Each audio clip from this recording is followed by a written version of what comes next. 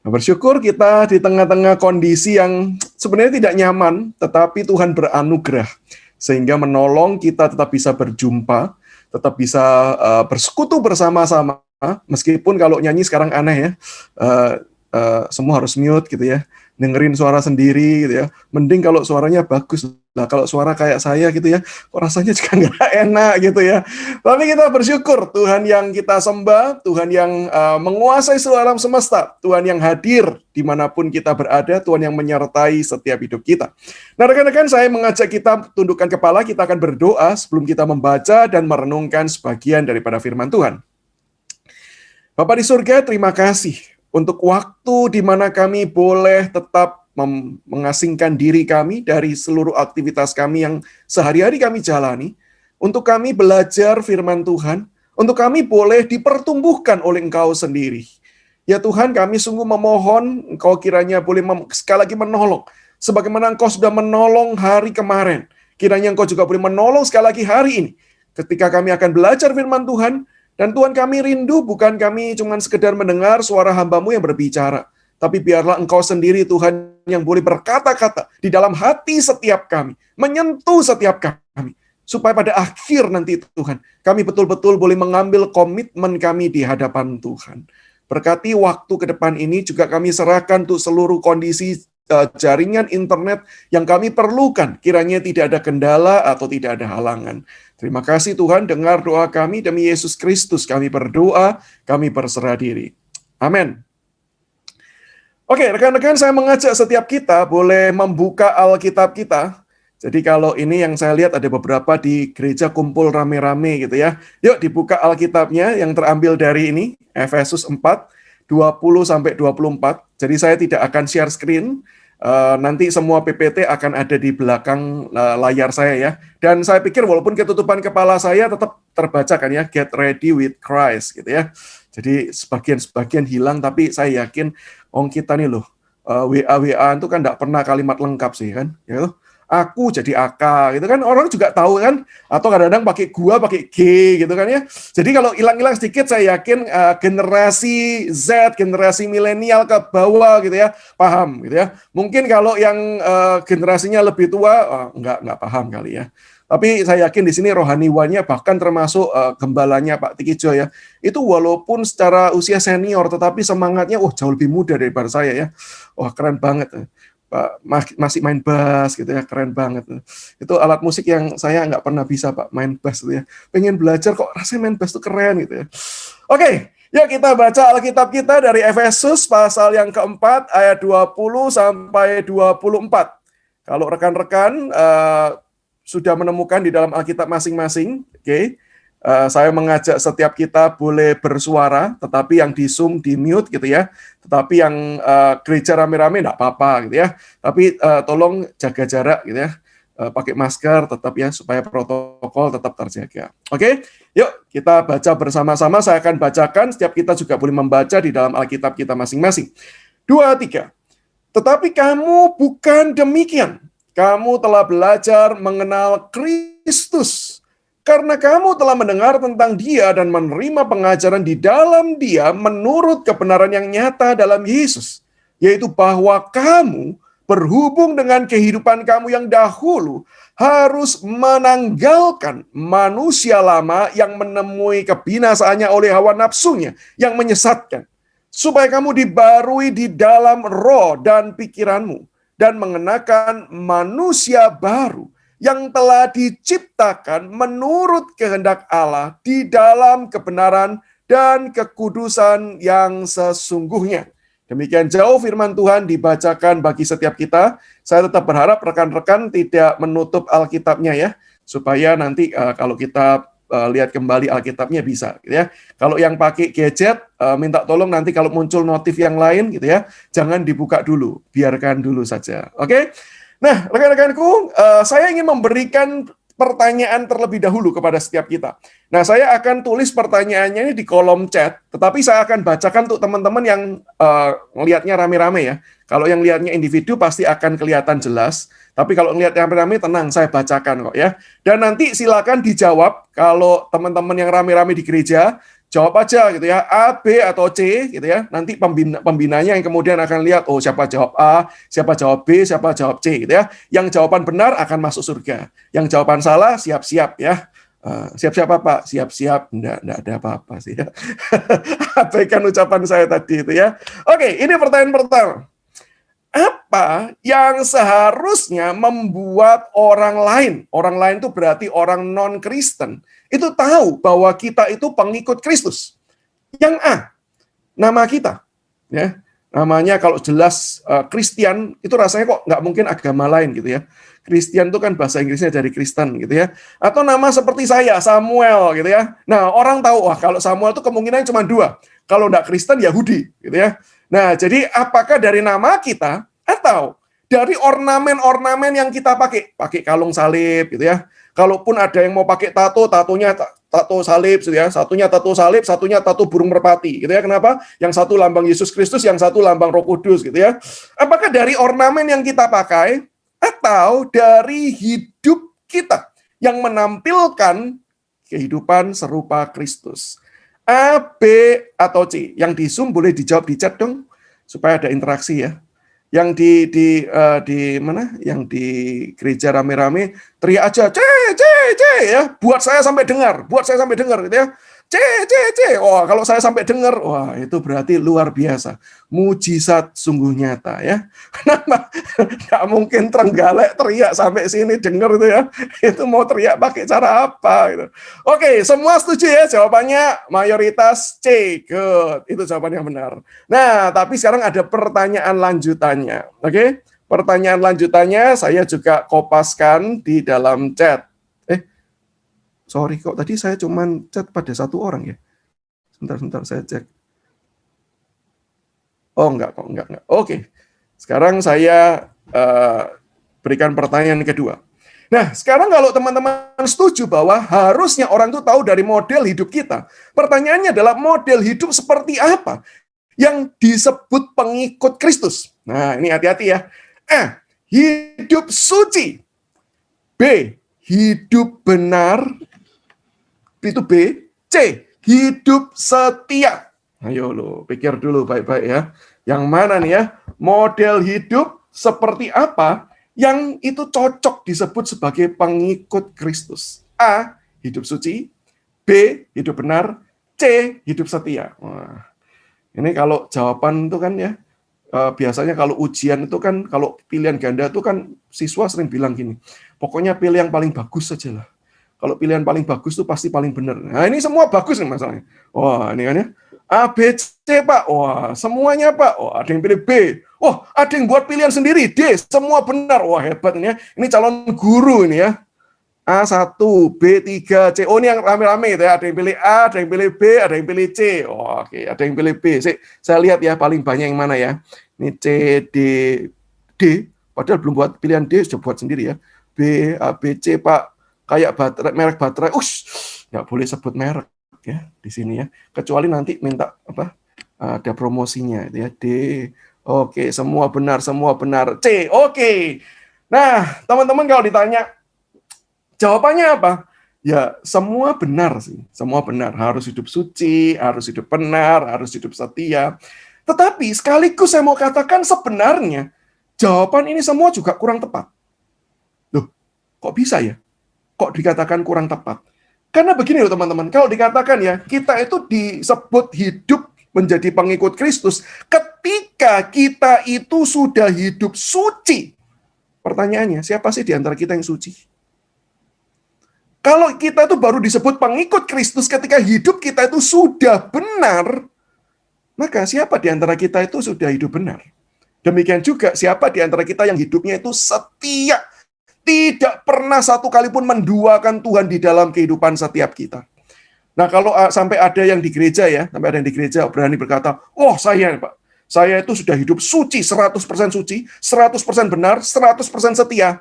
Nah, tolong ditulis di chat. Saya pasti akan langsung rubah tema kita. Bukan get ready with Christ, tapi jangan berdusta ya. Kenapa? Nggak mungkin ada satu pun di antara kita itu sudah suci, sudah benar, sudah setia. Loh, tapi bukankah itu yang dirindukan oleh firman Tuhan?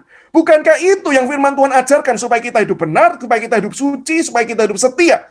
Betul, tetapi bukan berarti kita disebut pengikut Kristus kalau kita sudah hidup benar, sudah hidup suci, sudah hidup setia. Tetapi ini, kata kuncinya, yaitu ketika kita bertebuh.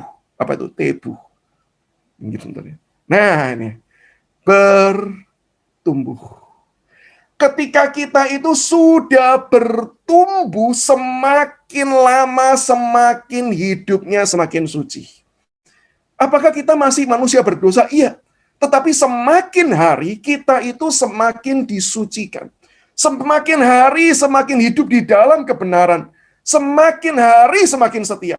Itulah ciri hidup yang Tuhan inginkan terjadi di dalam kehidupan setiap kita. Dan itulah yang kemudian juga dituliskan di dalam firman Tuhan. Khususnya bagian yang tadi kita baca.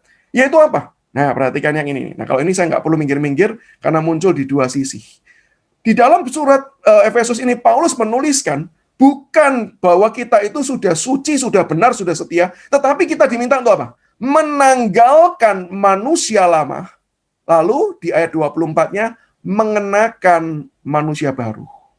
Dan ini dituliskan sejajar. Di dalam arti apa? Di dalam arti ini akan terjadi sepanjang umur kehidupan kita. Kita tidak mungkin selesai menanggalkan, sekarang selesai, semua dosaku sudah selesai, aku tanggalkan, sekarang aku tinggal hidup suci dan benar. Nggak ada orang seperti itu. Itu hanya terjadi ketika nanti karya Kristus yang terakhir menyempurnakan kehidupan setiap kita. Di langit dan bumi yang baru. Disitulah kita tidak perlu lagi yang ini. Kita tidak perlu lagi menanggalkan. Kenapa? Karena hidup kita sudah disucikan, dimurnikan. Dan hidup kita adalah hidup penuh kasih dengan Allah Tritunggal. Tetapi selama kita ada di dalam dunia ini, teman-teman kita perlu ingat, kita itu senantiasa hidup di dalam dua hal ini. Kita perlu menanggalkan, dan kita perlu mengenakan. Dan inilah yang disebut bertumbuh.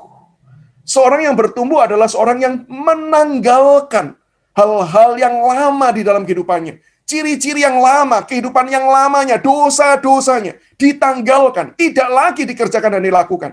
Tetapi juga kemudian hidup.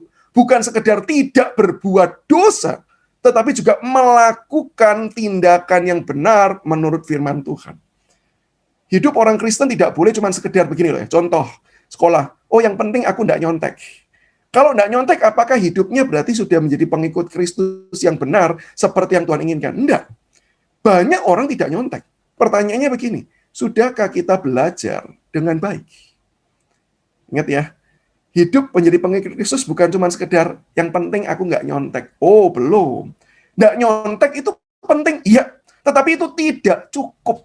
Kita bukan cuma sekedar tidak nyontek, tetapi kita juga dipanggil untuk belajar dengan serius, belajar dengan benar, belajar untuk apa? Memuliakan Tuhan melalui studi kita.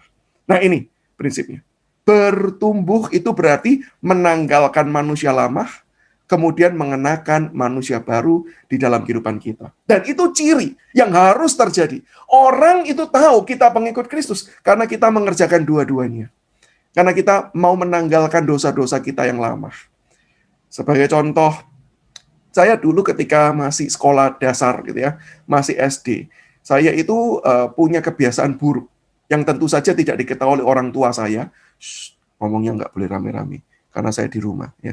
Jadi masih ada orang tua saya ya.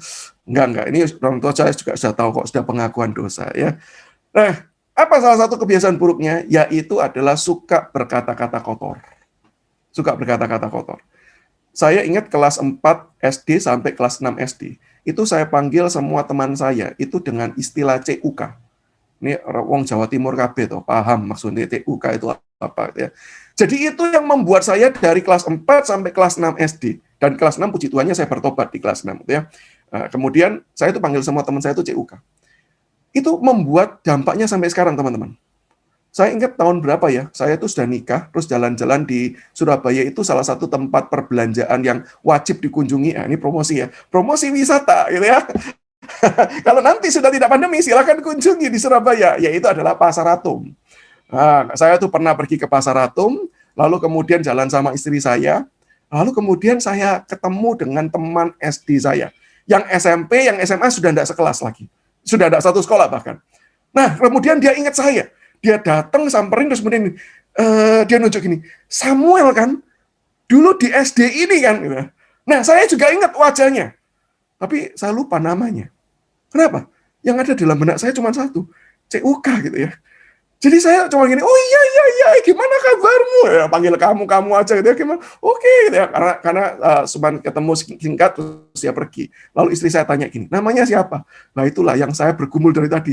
Saya berusaha recall ingatan saya. Namanya siapa ya? Nggak nemu-nemu. Karena apa? Di benak saya cuma muncul CUK. Tetapi ada rekan-rekan saya dari SD lalu ke SMP itu satu sekolah dengan saya. Sehingga kemudian ketika saya nakal seperti itu, lalu saya bertobat, lalu kemudian saya di SMP itu, saya berubah hidup saya.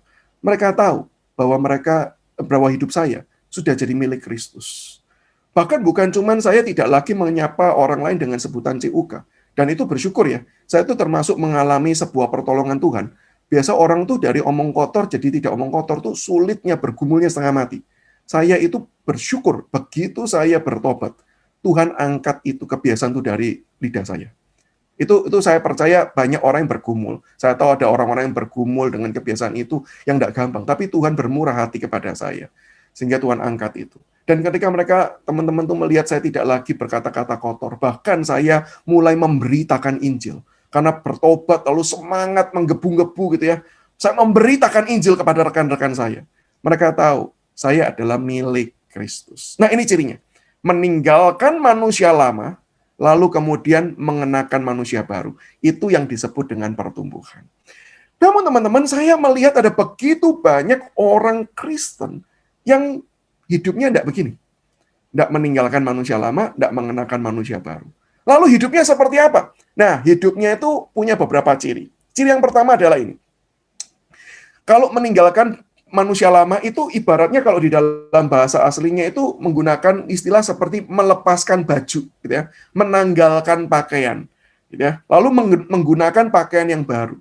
Nah, ada orang-orang Kristen yang istilahnya begini, nggak usah ditanggalkan, didobel aja, gitu ya. Pakaian lama tetap ada, tetap dipakai, tapi kita sekarang juga pakai baju yang baru, didobeli, gitu ya. Prinsip hidupnya bukan menanggalkan, mengenakan, tetapi double. Artinya apa? Yang lama masih ada, tetapi ditutupi dengan yang baru. Atau istilah yang kemungkinan kita familiar kenal adalah hidupnya bertopeng. Sebenarnya masih berbuat dosa. Hidupnya masih menjadi pendosa, hidupnya masih senang dengan berdosa. Hidupnya itu, intinya itu tetap orang nakal, anak nakal. Cuman pakai topeng. Pandai bertopeng. Maka lihat ini prinsipnya. Apa prinsipnya? 2. 1. Yang penting orang lihatnya baik. Apalagi sekarang kita hidup di media sosial, teman-teman. Wah, itu bukankah kita pernah lihat toh yang dipromokan kan? Cewek, ini sorry ya, bukan rasis gender ya, bukan ya. Cuman ini kan memang ceritanya begitu ya. Cewek bangun tidur, mau posting di Instagram, ke kamar mandi, make up dulu, gitu ya, keluntung rambut dulu, gitu ya, terus baring lagi, terus foto, jepret, terus bikin tulisan. Oh, inilah kondisi ketika aku baru bangun tidur. Wah, itu kan ya. Itulah kita, suka bertopeng. Dan dunia sekarang ini dengan berbagai macam kondisinya memungkinkan kita untuk bertopeng. Contoh sederhana aja lah teman-teman.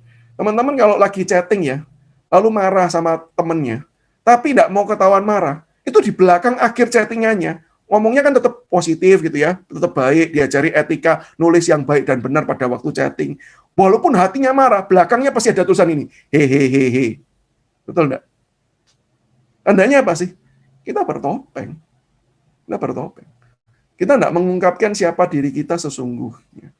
Dan yang ciri yang kedua adalah, yang penting tidak ketahuan. Kalau buat dosa, tidak apa-apa. Siapa sih orang tidak berbuat dosa? Tapi yang penting jangan ketahuan. Kalau di depan gereja, apalagi yang sekarang datang di gereja ini ya, harus nih dengarkan firman Tuhan, harus badannya yang tegak, gitu ya. Mata mengarah kepada, atau mengarah kemana itu ya? Itu ngeliatin apa tuh? Ada kamera nggak ya? Orang saya ngeliatin kamera, ngeliatin kamera, ngeliatin layar sih lebih tepatnya, ngeliatin layar gitu. Oh kalau di rumah, masa bodoh lah, mau sambil tiduran, mau sambil makan, mau sambil masak. Yang penting nggak ketahuan. Demikian juga hidup spiritualitas kita. Oh kelihatannya baca Alkitab, kelihatannya ibadah, tetapi di dalam hatinya tidak pernah sungguh-sungguh merenungkan firman Tuhan. Justru yang disukai bukan firman Tuhan, bacaan-bacaan yang lain. Kenapa baca Alkitab? Ya wajib kan. Tadi lo disarankan lo sama Pak Johan, nggak boleh 2 hari bolong, cuman boleh 1 hari bolong. Ya sudahlah dituruti.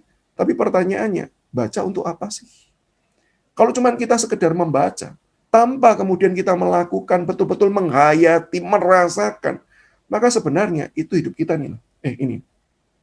Kita tuh cuman pakai manusia lama masih ada. Manusia baru itu cuman topeng kita. Supaya apa? Orang pikir kita sudah jadi orang baik. Orang pikir kita sudah berubah. Ini model hidup pertama yang banyak orang Kristen lakukan. Atau model yang kedua, yaitu adalah model mut-mutan. Mut-mutan itu apa? Kadang manusia lama, kadang manusia baru. Nah, kadang-kadang masih melakukan dosa, tapi kadang-kadang bertobat sungguh-sungguh, terus kemudian hidupnya itu betul-betul mau melayani dan lain sebagainya. Tapi kadang-kadang firman Tuhan juga sudah dilupakan. Kalau diingatkan firman Tuhan, dia katakan sorry, ini tanggal tua, firman Tuhan tidak berlaku. Nanti firman Tuhan berlaku kalau tanggal muda ya, uang transferan sudah datang gitu ya. Kalau yang kuliah di luar kota kan gitu ya. Kalau kondisinya baik gitu ya. Maka ini syaratnya nih. Prinsipnya apa? Situasi menentukan. Bisa enggak sih kita melakukan firman Tuhan ini? Cocok enggak sih kita kerjakan sekarang? Kalau, prinsip yang kedua, konsekuensinya berat, konsekuensinya sulit, membuat saya menderita. Bukannya banyak orang Kristen berkata, wah sorry ya, yang ini nggak sanggup ya Tuhan ya. Nanti aja deh kalau nggak ada konsekuensi, baru aku mau ikut setia, ikut Engkau. Tapi kalau ada konsekuensi, dihina, dicaci, dicemooh, aduh minta maaf Tuhan, aku nggak bisa lakukan. Maka berapa banyak orang misalnya diajar, ayo beritakan Injil. Wah, gimana kalau memberitakan Injil? Ya kita beritakan tentang firman Tuhan, bla bla bla bla bla bla. Nanti gimana? Orang pasti terima? Belum tentu. Bahkan kamu bisa disakiti, bisa dimaki, bisa dianggap kamu orang Kristen yang freak, aneh gitu ya. Bisa dianggap kamu nih calon pendeta ya. Kok khotbah-khotbah terus gitu ya. Wah, sudahlah kalau banyak konsekuensi, sorry. Aku nggak mau melakukan. Demikian juga, berapa banyak di antara kita, ketika hati kita sudah disakiti, kemudian kita berkata, sorry ya, terlalu sakit rasanya. Saya nggak sanggup mengampuni. Saya nggak sanggup melakukan. Nah ini hidup mut-mutan. Kalau kondisinya baik, kondisinya nggak ada masalah, nggak ada konsekuensi, kita bisa lakukan firman Tuhan. Tapi kalau enggak, mungkin kita memilih untuk tidak melakukan. Ini beda ya. Kalau, bukankah ini mirip yang tadi? Menanggalkan sama mengenakan. Kalau menanggalkan kan berarti belum sempurna. Betul. Tetapi orang yang menanggalkan berarti dia punya kerinduan melakukan. Kalau orang yang mut-mutan, betul-betul dia tidak rindu melakukan firman Tuhan. Dia baru akan melakukan kalau situasinya oke dan lancar. Tapi kalau enggak, dia enggak. Bahkan dia tidak bergumul. Untuk ini dilakukan atau enggak ya? Enggak. Dia pasti langsung cepat memutuskan. Saya enggak perlu lakukan firman Tuhan tersebut. Nah ini yang kedua. Yang ketiga, pasrah saja. Apa maksudnya pasrah saja? Nggak sanggup kok kita itu untuk menanggalkan. Nggak sanggup kok kita itu untuk kemudian hidup benar di hadapan Tuhan. Nggak sanggup. Jadi pasrah aja lah.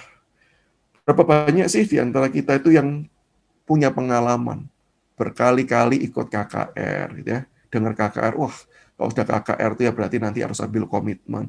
Udah berkali-kali ambil komitmen, tapi juga gagal. Sehingga pengalaman-pengalaman itu membuat kita kemudian merasa bahwa, buat apa sih aku janji lagi? Kalau toh pada akhirnya aku gagal lagi. Apakah Tuhan masih mau? Aku janjinya masih janji yang sama. Janji yang tahun lalu aku janjikan. 2 tahun lalu aku janjikan. Tapi aku gagal. Sekarang buat apa aku janji lagi? Udahlah, pasrah saja. Atau bahkan pada akhirnya kita menjadi orang yang hidupnya pasrah. Artinya apa? Kita itu terikat dengan dosa-dosa tertentu. Kita bukan sekedar tidak mau janji untuk berubah, tetapi kita justru menyerahkan diri kita untuk mengerjakan dosa-dosa tertentu. Apapun itu. Saya banyak menangani rekan-rekan pemuda ya, karena saya di kampus di UK Petra, menangani rekan-rekan pemuda yang terikat dengan banyak hal, khususnya misalnya dengan dosa pornografi. Ini bukan cuma pria, bahkan yang mengejutkan saya, cukup banyak wanita yang datang dan mengaku, saya juga terikat dengan pornografi. Beberapa yang sering juga konsultasi, dan mereka merasa itu mengikat mereka, adalah kebencian.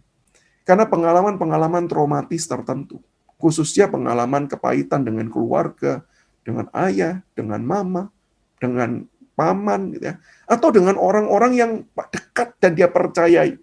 Beberapa traumatis, wanita pernah datang, traumatis terhadap pria. Padahal saya pria, gitu kan. Dia bilang gini, Pak, saya trauma terhadap pria. Saya jadi bertanya-tanya, saya ini pria apa bukan ya? Kok kamu mau datang sama saya gitu ya?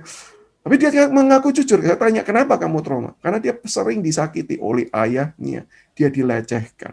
Oleh pacarnya, dia dilecehkan secara seksual. Baik melalui kata-kata ataupun juga melalui tindakan. Sehingga dia berkata, saya sulit sekali menerima diri saya sendiri. Saya merasa saya tidak berharga. Saya merasa hidup saya sudah hancur. Saya merasa saya itu sudah tidak punya nilai lagi. Sehingga dia berkata, saya itu pengen bunuh diri. Karena saya tidak lagi merasa ada yang mengasihi saya dengan tulus dan dengan sungguh-sungguh. Nah, rekan-rekanku, saya tidak tahu di antara 3 model hidup ini, kita itu ada di model hidup yang mana. Tetapi kalau hari ini, kita adalah orang yang hidup di dalam model hidup yang, ya sudahlah didobeli sajalah. Ya hidup lama masih ada, tapi ya sudah pakai topeng lah. Maka saya mau katakan, ini hidup yang bermasalah, teman-teman. Mungkin kita itu bisa mengelabui orang. Mungkin kita itu bisa bahkan mengelabui orang tua kita. Mungkin kita bisa mengelabui pembina kita bisa mengelabui teman-teman kita. Tetapi problemnya ini, teman, yaitu hidup kita itu dinilai bukan sekedar oleh orang. Orang itu cuma nilai kita itu sementara. Orang itu cuma melihat sebagian hidup kita. Tetapi hidup kita itu dinilai secara langsung oleh Tuhan yang melihat luar dan dalam. Yang ketika kita memakai topeng, Tuhan tahu dalaman kita itu apa. Tuhan tahu kondisi kita itu seperti apa. Sehingga ketika kita pakai topeng, pertanyaan gini loh, kalau kita pakai topeng di hadapan Tuhan yang mengetahui segala sesuatu, ini kan namanya omong kosong. Bukannya itu namanya nggak masuk akal. Ketika Tuhan tuh bisa melihat segala sesuatu, lalu kemudian kita berkata bahwa, oh yang penting kan orang nggak tahu. Betul, orang nggak tahu. Tapi masalahnya Tuhan tahu. Dan Tuhan yang tahu. Tuhan yang menilai. Tuhan yang tahu. Tuhan yang akan memberkati. Sekaligus Tuhan yang akan menghukum setiap dosa. Ingat baik-baik. Tuhan yang mengetahui. Tuhan yang akan menghukum setiap dosa tanpa terkecuali. Teman-teman, dosa sombong itu siapa sih yang tahu? Nggak ada yang tahu kan ya? Saya itu pada waktu masih remaja, SMP gitu ya. Saya itu bertobat kan SD kelas 6 ya, akhir-akhir naik SMP. Lalu SMP saya berkomitmen mau melayani Tuhan. Itu dari semua daftar pelayanan di gereja yang ada, semua saya centang, teman-teman. Dari petugas sound system saya centang, gitu ya, saya pilih. Asyir penyambut tamu saya pilih, pemain musik saya pilih, gitu ya. Lalu kemudian termasuk MC saya pilih, worship leader saya pilih. Dan itu membuat pengurus senang. Kenapa? Karena biasanya daftar worship leader itu bisa dihitung jari. Bahkan kadang-kadang nggak ada yang mendaftar. Sehingga begitu saya mendaftar, oh mereka langsung melatih saya. Langsung kemudian meminta saya untuk melayani. Dan memang bersyukur, Tuhan mau pakai saya di dalam tampil di depan. Nah, itu modal saya untuk kemudian bisa berkhotbah. Itu dilatih sejak saya SMP ketika memimpin pujian tersebut. Sehingga saya dilatih, saya kemudian dianggap bagus memimpin pujiannya. Sehingga sebagai yang paling junior, saya itu dianggap paling bagus. Wah, di antara para junior lainnya, saya nomor 1. Di antara para senior, saya junior. Di antara para senior, saya dianggap layak diperhitungkan. Wah, keren kan? Wah, ini kalau boleh membanggakan seperti kata Paulus ya, itu yang akan saya bangga-banggakan. Gitu kan? Itu kemudian membuat saya sombong. Tapi saya sombong kan, saya tidak pernah bilang sama teman saya, saya sombong. Enggak pernah. Orang sombong tuh selalu menyimpan di dalam hatinya sendiri. Tetapi setiap kali lihat orang lain mimpin pujian gitu ya, saya selalu mengkritik. Dan ketika dia tanya, gimana tadi aku pimpin pujian? Lalu saya selalu menjawab gini, bagus, bagus. Padahal dalam hati, welek pol, ya. Cuman bahasa yang keluar, bagus. Orang sombong. Sampai sekian lama, teman-teman. Akhirnya kemudian jadwal pelayanan itu dibagi per 3 bulan. Tibalah giliran saya itu dibagi jadwal pelayanan. Dan teman-teman tahu enggak? Nama saya tidak muncul satu kali pun mimpin pujian. Saya kaget. Saya pikir gini, mungkin ya. Banyak yang perlu dicoba. Ya pantas lah. Kalau yang sudah senior ini agak mundur, pantas lah ya. Oh teman-teman yang lain protes, Samuel kok enggak masuk ya. Saya masih bisa berkata-kata yang manis dalam mulut saya. Enggak apa-apa, buat kamu maju dulu. Padahal sombong. 3 bulan berikutnya, nama saya enggak muncul lagi. Dan itu semua teman-teman saya sudah bingung. Dan saya sampai bahkan di dalam hati saya merasa di dalam pengurus, pada waktu itu saya belum pengurus, karena masih SMP, masih sangat muda. Saya merasa mungkin saya ini ancaman buat orang-orang tertentu. Saya merasa ada orang-orang yang menzolimi saya, sehingga nggak mau saya itu muncul jadi WL. 3 bulan berikutnya dibagi, nama saya tetap nggak muncul. Sampai saya itu bingung. Tapi saya juga selalu tampil merasa oke saja, fine saja, senyum saja. Tetapi saya ingat satu kali ketika saya sedang saat teduh, Tuhan tuh mengingatkan saya bahwa saya sedang sombong. Dan Tuhan seolah-olah berkata demikian sama saya. Kamu mungkin di hadapan orang enggak tahu kamu sombong, tapi aku tahu kamu sombong. Dan kamu tahu enggak, ini pelayananku, bukan pelayananmu.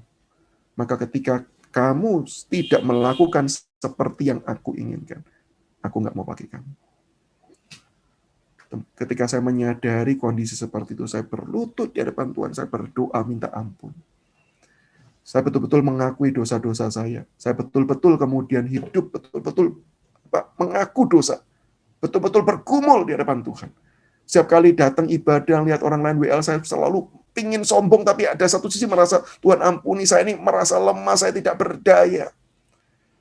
Dan teman-teman tahu enggak, 3 bulan berikutnya dibagi jadwal. Nama saya muncul. Ketika terima kertas, saya masih ingat hari Sabtu. Saya lipat, saya masukkan kantong, saya pulang. Saya masuk ke kamar, saya nangis. Saya berlutut di hadapan Tuhan dan saya berkata, terima kasih. Terima kasih. Dan dari situ saya sadar, betul-betul sadar. Kita bisa menipu orang. Kita nggak bisa menipu Tuhan yang melihat segala sesuatunya. Dan rekan-rekan, pakai topeng itu melelahkan. Pakai topeng itu melelahkan sekali. Sehingga kalau kita itu senantiasa hidup itu memakai topeng, maka kapan sih kita itu bisa merasa lega? Saya percaya kita tidak akan bisa merasakan kepuasan, kelegaan hidup ketika kita hidup bertopeng. Yang justru terjadi adalah kita lelah, kita merasa kita capek karena setiap kali ketemu orang harus menutupi gitu ya, dan kita takut terbongkar pada suatu kali. Teman-teman, jangan pernah hidup pakai topeng. Hidup pakai topeng itu melelahkan dan percuma, karena Tuhan tahu siapa kita, dan Tuhan yang tahu, Tuhan yang akan balaskan semua perbuatan-perbuatan itu pada kita. Yang kedua, kalau kita itu adalah orang yang hidupnya itu adalah mut-mutan, ya, kita jalani, kita ini mut-mutan. Maka teman-teman, saya mau katakan ini juga bukan model kehidupan yang layak untuk kemudian kita hidupi. Yang mut-mutan itu adalah kehidupan yang membuat kita itu tidak akan menjadi berkat buat orang lain. Tidak akan berdampak positif, bahkan pada akhirnya orang itu akan meninggalkan kita. Orang itu tidak akan kemudian mau dekat-dekat dengan kita. Orang tidak akan merasakan manfaat positif ketika berrelasi dengan kita, ketika hidup kita itu mut-mutan. Kenapa bisa demikian? Saya mau jelaskan melalui sebuah ilustrasi dari pengalaman hidup saya. Ketika sebelum pandemi, teman-teman, saya itu pernah dalam pelayanan keliling di satu pulau tertentu. Kemudian saya itu selesai pelayanan seminar, diajak mau makan oleh majelis gereja, ya. Lalu sampai duduk di mobil, kemudian masih, Pak, sekarang kita mau makan ini ya. Oh, ini terkenal, Pak, di kota ini. Saya bilang, oh, saya ngikut aja, Pak. Tapi setelah dia ngomong gitu, enggak berapa lama dia berkata ini, tapi Pak, jangan ke sana deh, Pak. Ke tempat lain aja. Saya kan jadi bingung. Loh, orang ini barusan ngomong katanya itu tempat terenak. Kenapa kok enggak jadi diajak pergi ke tempat terenak? Ini kan rasanya kok apakah kamu ini nggak mau menjamu saya terbaik gitu ya? Lalu saya bilang, oh nggak apa-apa Pak, terserah Bapak saja. Tapi dia bilang gini, sorry loh Pak, bukan bermaksud apa-apa. Mungkin dia juga tahu, nggak enak hati gitu ya. Sudah ngomong, kok diganti sendiri. Lalu kemudian dia berkata gini, sorry Pak, saya bukan nggak mau ngajak Bapak ke tempat yang itu Pak. Karena saya nggak tahu Pak, mood kokinya hari ini gimana Pak. Saya kan jadi bingung. Hubungannya sama mood koki ini apa Pak? Terus dia jelaskan gini, iya Pak. Ini koki ini memang, wah kalau moodnya lagi enak Pak. Moodnya lagi bagus. Wah, makanannya itu Pak, bahasa Mandarinnya itu haujek sencingping. Gitu ya. Enak gila Pak. Betul-betul nggak ada yang bisa nandingin. Kalau moodnya enak. Kalau moodnya lagi nggak baik Pak, itu makanan Bapak mau revisi, mau ditambahin saus, ditambahin cabai, mau ditambahin merica, mau ditambahin apapun, nggak bisa diperbaiki Pak. Nah, problemnya hari ini saya nggak tahu, moodnya baik atau enggak. Saya baru sekali itu mendapati ada koki yang kayak gitu ya. Jadi saya bilang, oke Pak, kita cari yang aman-aman saja Pak. Yang moodnya stabil Pak ya. Jadi jangan yang kemudian coba-coba gitu ya. Maka kemudian saya tidak diajak pergi ke tempat itu. Lalu singkat cerita, beberapa waktu lagi, kalau tidak salah setahun kemudian, saya diundang di kota yang sama itu. Lalu saya datang. Terus akan diajak makan oleh orang yang sama. Lalu saya tanya gini, Pak, gimana kabar koki itu? Saya langsung buka spontan pertanyaan. Gimana kabar koki itu, Pak? Karena saya pengen tahu. Terus dia bilang gini, wah Pak, sudah tutup Pak restonya. Loh kenapa tutup? Ya karena kan semua orang mikirnya seperti kita dulu toh Pak. Cari yang aman saja. Kan kita nggak pernah tahu kokinya ini moodnya hari ini baik atau tidak. Kan masa ngecek ke toko tanya, koki, moodmu baik enggak? Gitu ya. Masa mesti gitu dulu baru kemudian mau makan? Ya nggak berapa lama akhirnya tempat makan ini harus tutup karena bangkrut. Nah teman-teman, pengalaman itu membuat saya belajar. Ini loh orang yang mut-mutan. Orang yang mut-mutan tuh tidak akan kemudian hidupnya tuh, kita tuh mau mengejar sukses, terus kita tuh mut-mutan, itu omong kosong. Kita tuh mau menjadi pengikut Kristus yang hidupnya berdampak bagi orang, tapi kita mut-mutan, itu omong kosong. Sehingga jangan mut-mutan. Tetapi kalau tadi dikatakan, ya kita tuh kan mut-mutan karena melihat konsekuensinya. Ada konsekuensi buruk, ya kita tuh takut dan khawatir. Maka teman-teman, kalau memang alasan kita mut-mutan itu karena kita takut dengan konsekuensi buruk, di mana kita itu nggak mau mengalami hal yang buruk. Kita takut hal yang buruk terjadi dalam hidup kita. Maka rekan-rekan, saya ingin mengajak setiap kita mengingat kembali akan karya Kristus yang sudah diberikan di dalam hidup kita. Bagaimana dia rela datang ke dalam dunia ini. Allah yang menjadi manusia, yang kita nggak pernah bisa bayangkan. Kita mau jadi kucing aja kita nggak pernah bisa membayangkan kok. Kita nggak bisa menjadi orang lain atau makhluk lain. Kita manusia yang manusia. Tetapi Allah yang tidak terbatas itu mau menjadi manusia. Bahkan dia melayani manusia yang berdosa, yang menyakiti. Bukankah hari ini kita berkata, kalau saya disakiti, sorry. Oke, saya 1 kali bisa ampuni, 2 kali bisa ampuni, 3 kali sudah cukup. Berapa kali manusia itu menyakiti Tuhan? Tapi bukankah Tuhan yang disakiti adalah Tuhan yang tetap mau datang? Bahkan Yohanes menuliskan, meskipun dia ditolak, dia tetap datang kepada milik kepunyaannya. Dia tetap tinggal bersama-sama dengan mereka. Melayani, mencari yang berdosa. Untuk apa? Mengampuni dan untuk memulihkan. Rekan-rekanku, saya selalu teringat akan kisah yang tercatat di dalam Alkitab. Bagaimana ada seorang yang dirasuk legion. Hidupnya betul-betul dikuasai oleh si jahat. Dibelenggu, diusahakan, diobati juga nggak sanggup. Betul-betul terbuang dari lingkungan masyarakatnya. Keluarganya sudah tidak lagi peduli. Masyarakat juga sudah menganggap dia tidak ada. Karena apa? Ya sudah ditolong, sudah nggak bisa kok. Sudah hopeless. Tapi firman Tuhan mencatat, Yesus datang ke sana. Mungkin kalau kita mengira, oh Yesus datang ke sana kebetulan, bukan mau cari orang tersebut, salah. Karena firman Tuhan menuliskan, begitu Yesus turun dari pantai itu, dia dari kapal itu dia turun. Orang yang dirasuk legion itu, yang tinggal di pekuburan, segera datang mencari Yesus. Bersujud di hadapan Yesus.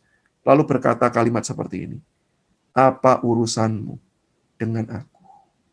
Hai anak Allah yang maha tinggi. Iblisnya kayak gini, apa urusanmu? Kenapa kamu nyari aku? Itu kalau bahasa kita sekarang itu begitu. Sekarang pertanyaan gini, kalau Yesus memang tujuannya bukan nyari si orang tersebut. Harusnya di ayat berikutnya jawaban Yesus apa? Siapa cari kamu? Aku tidak cari kamu. Kamu yang cari saya. Sorry, saya harusnya tanya sama kamu. Ngapain kamu ke sini? Kan aku mau pelayanan. Kenapa kamu ganggu? Iblis, meskipun dia tidak maha tahu, tetapi dia lebih tahu karena supranatural, makhluk supranatural. Dia lebih tahu. Dia tahu kedatangan Yesus adalah untuk menolong orang yang dia rasuk itu. Meskipun dibuang, meskipun tidak ada lagi pengharapan yang dimiliki bagi masyarakat, Yesus tetap cari, mau menolong, mau melepaskan, mau membebaskan. Sehingga ketika kita mengingat akan besarnya kasih Tuhan tersebut, bukankah itu harusnya menggerakkan kita? Kalau Tuhan sudah begitu besar bagi kita, bukankah kita harusnya juga menyerahkan hidup kita kepada Tuhan? Ada konsekuensi, iya. Tapi bukankah ada juga penyertaan dan perlindungan Tuhan yang menolong kehidupan setiap kita? Dan kita tidak pernah ditinggalkan sendirian. Ada sebuah kisah klasik, teman-teman, yang menceritakan bagaimana ada seorang wanita yang sangat cantik sekali. Bahkan paling cantik di kota tersebut. Tetapi celakanya, dia tuh selalu menyembunyikan identitas keluarganya. Kenapa? Karena dia malu, dia punya ibu yang sangat buruk rupa. Bungkuk, buruk rupa, wajahnya itu cacat begitu ya, jalannya pincang. Sehingga satu kali ketika teman-temannya datang ke rumahnya dia dan ibunya itu membukakan, lalu teman-temannya bingung, ini siapa? Lalu dia tanya kepada gadis ini, siapa itu? Si gadis itu bingung kan ya. Selama ini dia tidak mau ngaku ibunya yang mana. Selama ini kalau pergi dia nggak pernah mau jalan sama ibunya. Selalu dia jalan sendiri, ibunya jalan sendiri sama papanya. Dia jalan sendiri, dia nggak mau orang lain sampai tahu gitu ya. Ibunya itu seperti apa. Maka dia kemudian membuat alasan. Itu pembantu saya. Persis ketika si ibu itu sedang menghantarkan minuman untuk teman-temannya. Sepulang teman-temannya, lalu si anak ini datang ke kamar ibunya yang menangis. Bisa rasakan ya, perasaan ibu yang dikatakan itu cuma pembantu yang jelek dari desa. Kasihan kalau nggak dia memperkerjakan, nggak ada orang lain mau memperkerjakan. Si ibunya nangis sambil pegang satu benda. Si wanita itu bukan datang justru untuk minta maaf. Justru memaki-maki dan berkata, itulah kamu di hadapanku. Aku malu punya ibu seperti kamu. Aku malu. Dia maki-maki ibunya. Lalu sepuas dia memaki-maki ibunya, dia menarik satu-satunya benda yang dipegang ibunya itu. Ditarik. Dan yang ditarik itu adalah sebuah foto ketika dia masih usianya kira-kira 2 tahun, digendong oleh ayahnya, dan di samping ayahnya ada seorang wanita yang cantik sekali. Sangat cantik. Terus dia tanya, ini loh yang cocok jadi ibuku. Di mana dia sekarang? Kenapa sekarang papa tinggal sama kamu wanita jelek? Dan si ibu itu baru cerita. Itu adalah dirinya. Dan itu adalah foto terakhir ketika diambil dalam kondisi yang baik.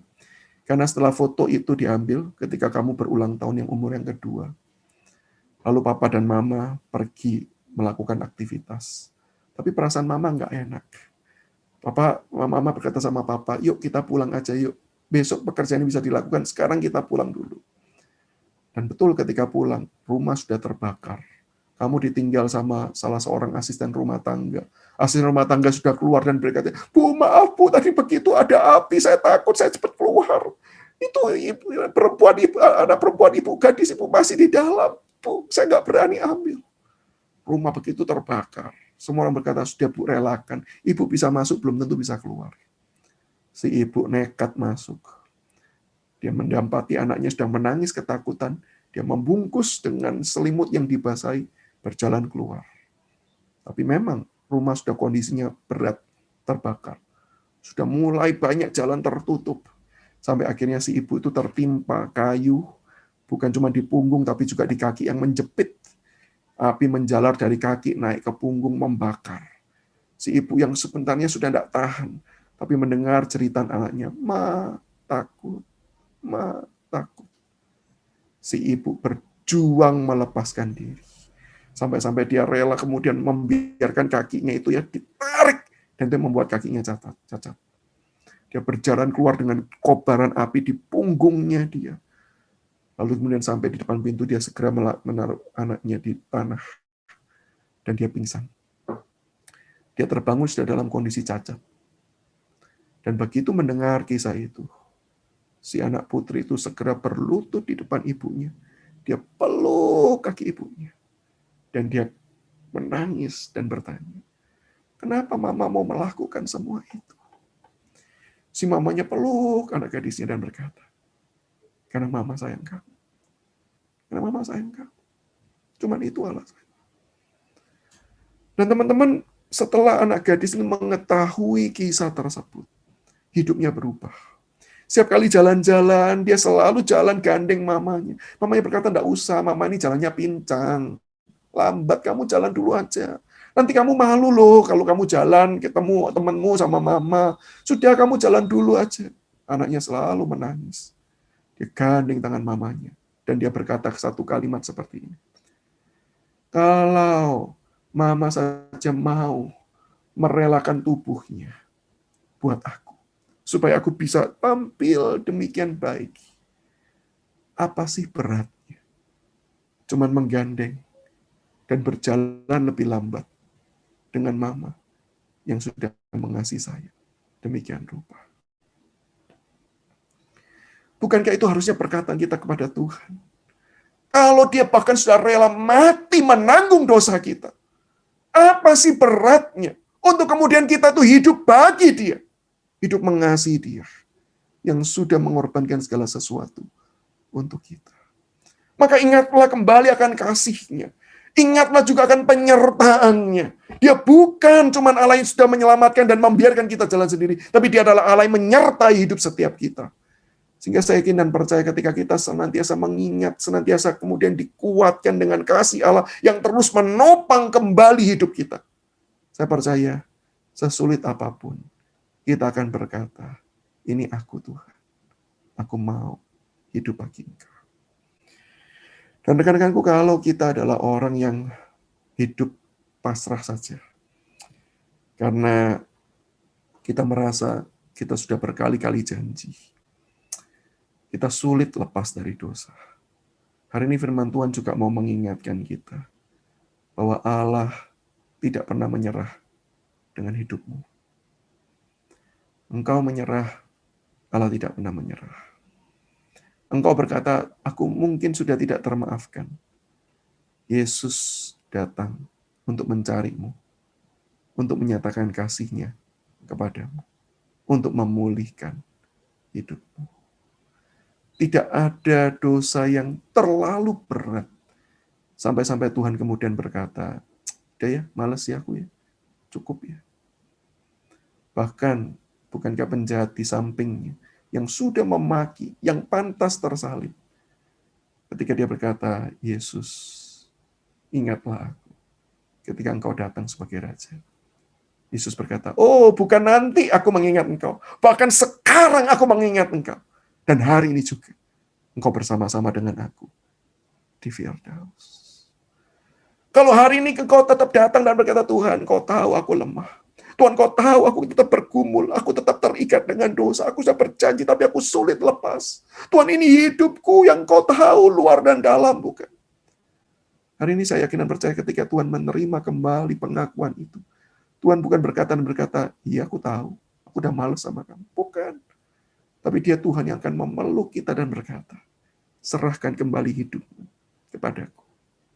Dan biarlah aku yang merubah hidupmu. Dan itulah yang kemudian juga dituliskan di dalam bagian firman Tuhan ini. Tinggalkan manusia lama, kenakan manusia baru. Dan dituliskan di ayat yang ke-23. Supaya kamu dibaharui. Supaya kamu dibaharui. Menggunakan bentuk pasif. Yang artinya apa? Bukan kita yang mengerjakan. Tetapi Allah lah yang mengerjakan di dalam kehidupan setiap kita. Bukan kita yang kemudian berjuang, tetapi Allah lah yang kemudian akan menyatakan kasih-Nya kepada setiap kita. Sehingga rekan-rekanku, hari ini, apapun kondisi kita, firman Tuhan ingin mengatakan, serahkan kembali hidupmu kepada Tuhan. Serahkan. Dan biarkan Tuhan bekerja, memulihkan, mengampuni, mempertumbuhkan hidup setiap kita. Memang kita tidak berdaya dengan dosa-dosa kita. Memang kita tidak sanggup dengan kekuatan kita melepaskan diri. Tetapi Allah yang sudah mati bagi dosa kita, tapi yang bangkit dari kematian untuk setiap kita. Allah itu sedang mengulurkan tangannya, menawarkan kasih, dan berkata, serahkan hidup, dan biarlah aku yang akan memulihkan, yang akan menolong engkau bertumbuh dan mengubah hidupmu. Tidak peduli seberapa dalam, tidak peduli seberapa rusaknya, Tuhan sanggup memulihkan hidup kita. Saya ingat ada seorang bapak-bapak. Ini kenapa saya cerita kasus bapak-bapak, karena bagi saya ini kasus yang luar biasa sih. Saya sendiri merasa ini pekerjaan Tuhan yang ajaib. Teman-teman, bapak ini cerita kesaksian hidup saya. Saya tidak bisa sebut namanya, tapi saya boleh ceritakan kisahnya. Dia berkata bahwa semua dosa yang laki-laki inginkan, itu dia sudah kerjakan. Dia berkata, oke, kalau narkoba memang saya nggak mau, Pak. Karena saya tahu narkoba itu pada dasarnya buruk. Jadi saya nggak mau. Bahkan narkoba itu sebenarnya nggak nikmat. Narkoba itu cuma membuat kita merasa nikmat, tapi nggak nikmat. Tapi dosa yang betul-betul nikmat, saya sudah nikmati. Apa itu, Pak? Dia adalah orang yang merupakan konsultan perusahaan-perusahaan asing. Dia senantiasa sering kerap pergi ke luar negeri. Ini terjadi sebelum pandemi. Sering ke luar negeri. Dan dia berkata, setiap kali perjalanan dinas, dia selalu mencari wanita untuk diajak tidur satu malam. Dia bukan mencari pelacur. Dia berkata, cari pelacur itu nggak ada sensasinya. Kenapa? Dia pasti mau dia dibayar kok. Tapi yang saya cari adalah wanita baik-baik. Saya rayu demikian rupa. Sampai kemudian mau tidur satu malam dengan dia. Menikmati hubungan seks. Awal mulanya istrinya tidak tahu. Sampai akhirnya satu kali istrinya tahu. Terbongkar. Dan sang suami ini berkata demikian. So what? Mau cerai? Cerai aja. Kalau kamu mau cerai, semua harta ini silakan kamu ambil. Karena dari pekerjaan yang saya lakukan sekarang, semua yang saya miliki ini bisa balik dalam 2-3 bulan. Kamu boleh kok ambil semuanya. Si istrinya sedih, dia panggil pendeta, pendeta datang, pendeta cuma ditunjuk begini sama si cowok itu. Pendeta, pulang. Jangan urusin hidup orang lain, urusin hidup sendiri. Mamanya si cowok ini dipanggil, mertuanya si ceweknya dipanggil. Nasihatin anaknya. Betul-betul dinasihatin. Sampai kemudian mamanya ini keluar dari kamar sambil nangis, lalu memeluk menantunya ini. Si ibu itu dipeluk sambil berkata demikian. Maafin mama ya. Kok sampai mama itu bisa ngelahirin anak, sorry kata-katanya betul-betul literal seperti ini, yang brengsek seperti dia. Mamanya pun sudah merasa, sudahlah, kalau kamu mau cerai silakanlah. Aku sudah tidak bisa tahan juga kok punya anak seperti itu. Tapi si ibu itu bertahan, mencoba bertahan demi 3 putrinya. Dia coba bertahan. Dan dia tahu kebiasaan suaminya tidak berubah, terus-menerus dilakukan. Sampai satu kali si suaminya pergi dinas melakukan hal yang sama, dan pagi hari si wanita tuh pamitan, udah ya selesai ya kita ya, tidak ada relasi apapun, pergi gitu ya. Lalu si cowok itu mandi karena dia mau pergi ke kantor untuk presentasi. Di kamar mandi ketika dia cuci muka, dia lihat di cermin itu, dia lihat bukan wajah pria yang bahagia. Untuk pertama kali dia merasa bahwa selama ini aku pikir bahagia. Tapi setelah aku selesai melakukan dosa ini, apa yang aku nikmati? Nggak ada. Sehingga kemudian dia merasa kosong di dalam hidupnya. Dalam dirinya dia merasa kosong. Dan dia bilang, untuk pertama kali, saya itu kembali mengingat apa yang pernah disampaikan firman Tuhan di dalam hidup saya. Maka dia berkata begini, Pak, kalau Bapak kan bertobatnya waktu KKR. Banyak orang bertobat di gereja. Kalau Bapak tanya sama saya, tobat di mana? Saya tobat di kamar mandi, Pak. Saya tobat di kamar mandi. Tapi dia berkata seperti ini. Tapi hal itu membuktikan satu hal, Pak. Tuhan tidak pernah menyerah dengan saya. Istri saya mau menyerah. Orang tua saya give up. Gereja sudah tidak mau berkata apa-apa lagi. Tapi Tuhan tidak pernah menyerah. Bahkan sampai ke toilet pun, Pak, saya dikejar sama Tuhan. Karena dia begitu mengasihi dan mau memulihkan hidup saya. Maka rekan-rekanku, hari ini saya mau mengatakan, apapun yang terjadi dengan hidupmu, seberapapun dalam engkau sudah jatuh, dosa apapun, serahkan hidupmu ke dalam tangan Tuhan. Biarkan Dia, Allah yang mampu mengubahmu, Allah yang akan bekerja di dalam hidup, memperbaiki, memulihkan, mempertumbuhkan hidup setiap kita. Rekan-rekanku, saya mengajak saat ini kita dimanapun kita berada, yuk kita tundukkan kepala.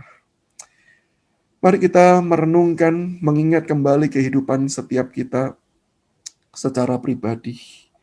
Mari kita mengambil waktu teduh sejenak, kita berdoa di hadapan Tuhan. Apa yang Tuhan ingatkan, dosa-dosa apa yang Tuhan singkapkan, mari kita akui di hadapan Tuhan. Kalau ada di antara kita yang sudah menyerah dengan hidup kita, sampaikan, Tuhan, hidupku sudah seperti ini. Naikkan kepada Tuhan. Dan biarlah Roh Kudus-Nya bekerja, berbicara secara pribadi di dalam kehidupan setiap kita masing-masing.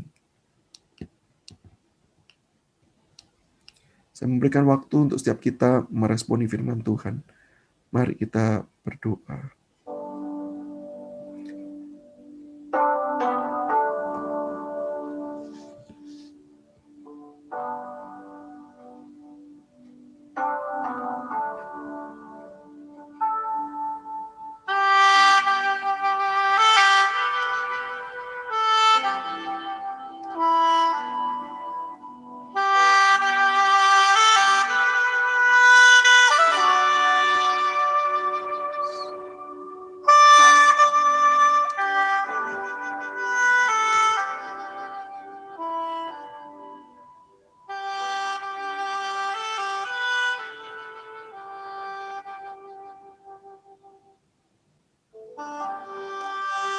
Rekan-rekanku, kalau ada di antara kita yang untuk pertama kali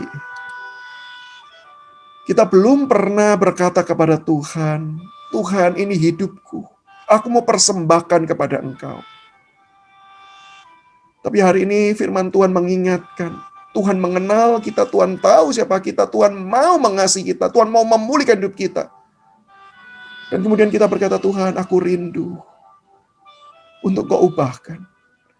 Aku rindu Tuhan untuk Engkau tolong, Kau pertumbuhkan hidupku. Maka sekarang serahkan hidupmu kepada Tuhan. Dan kalau ini pertama kali, pengalaman pertama kalian menyerahkan hidup pada Tuhan, berdoalah demikian di hadapan Tuhan. Bapa di surga,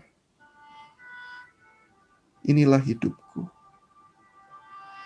Hidup yang Kau tahu betapa kotor, betapa najis. Tapi bersyukur kalau Engkau mengasihi. Sampai-sampai Engkau mengutus Yesus Kristus mau mati, menebus dosa. Maka Tuhan, inilah hidupku. Mulai sejak hari ini, aku serahkan ke dalam tangan.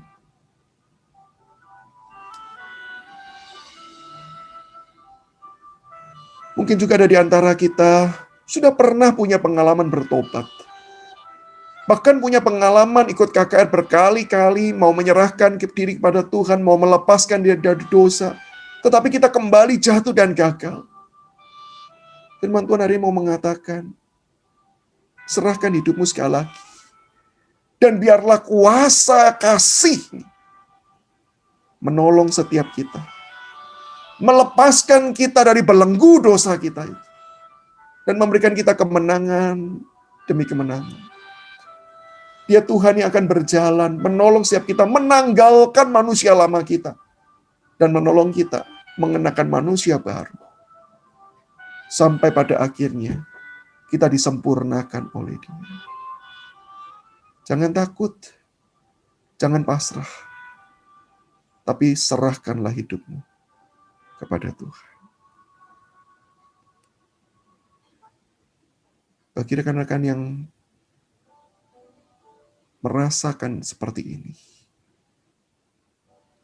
Naikkanlah doa seperti ini. Bapa di sorga, terima kasih. Terima kasih kalau Engkau tetap mau menerima aku yang penuh dosa.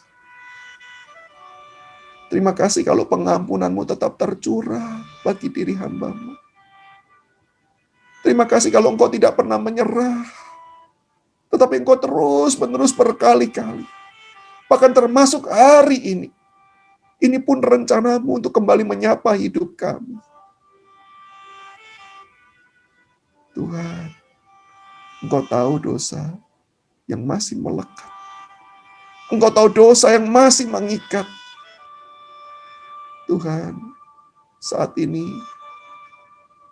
kami datang menyerahkan diri, memohon pertolongan, belas kasih anugerah-Mu dalam hidup kami. Tolong lepaskan kami. Tolong berikan kami pengalaman menang atas dosa. Berikan kami pengalaman betul-betul melihat kasih-Mu yang memulihkan hidup kami. Dosa apapun ya Tuhan. Tolong kami. Tolong kami.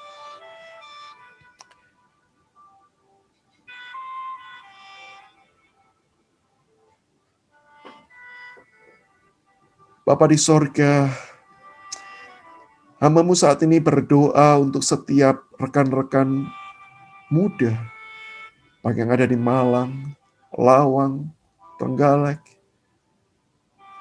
Tuhan, Kau telah mendengar setiap seru doa yang kami naikkan secara pribadi. Dengarkan Tuhan. Bagi rekan-rekan yang pertama kali menerima Engkau sebagai Tuhan dan Juru Selamat, Tuhan, masuklah dalam hati kami. Bertahta dan berkuasalah. Sejak saat ini, sampai selama-lamanya. Kami yang sering meninggalkan Engkau. Kami yang sering jatuh dan gagal. Tapi Tuhan tolong pegang kami. Tuhan tolong pertumbuhkan kami. Tuhan tolong pulihkan kami. Dan Tuhan, kalau ada di antara rekan-rekan yang punya dosa-dosa tertentu yang begitu sulit untuk dilepaskan. Kami telah bergumul sekian lama. Tapi Tuhan, kami terus merasa sulit. Kami terus jatuh. Kami terus gagal. Maka Tuhan, kami saat ini berdoa bagi rekan-rekan seperti ini. Berikanlah kuasa kemenangan-Mu ya Tuhan Yesus. Kuasa kemenangan dari dosa, kuasa kemenangan dari maut, kuasa kemenangan dari si iblis. Yang sudah Engkau nyatakan melalui kebangkitan-Mu. Dan biarlah Tuhan pengalaman-pengalaman hidup berjalan bersama dengan Engkau. Kami boleh mengalami kemenangan demi kemenangan. Dan itu menguatkan kami. Semakin mengenal Engkau. Semakin jelas melihat-Mu. Semakin mengasihi Engkau. Dan semakin mau menyerahkan hidup kami kepada Engkau. Tuhan, inilah doa hamba-Mu. Berkati setiap kami. Terima kasih Tuhan. Dengar doa setiap kami. Demi Yesus Kristus, Tuhan dan Juru Selamat kami. Kami berdoa. Kami berserah diri. Amin. Tuhan Yesus memberkati setiap rekan-rekan.